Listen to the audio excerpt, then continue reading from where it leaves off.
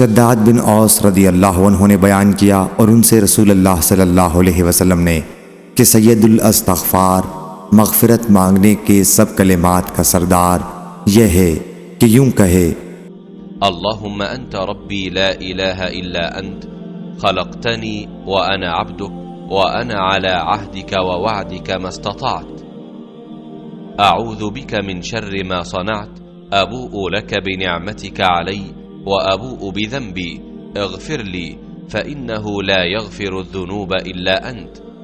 اے اللہ، تو میرا رب ہے، تیرے سوا کوئی معبود نہیں، تو نے ہی مجھے پیدا کیا اور میں تیرا ہی بندہ ہوں۔ میں اپنے طاقت کے مطابق تجھ سے کیے ہوئے عہد اور وعدے پر قائم ہوں۔ ان بری حرکتوں کے عذاب سے جو میں نے کی ہیں تیری پناہ مانگتا ہوں۔ مجھ پر نعمتیں تیری ہیں، اس کا اقرار کرتا ہوں۔ میری مغفرت کر دے کہ تیرے سوا اور کوئی بھی گناہ نہیں معاف کرتا۔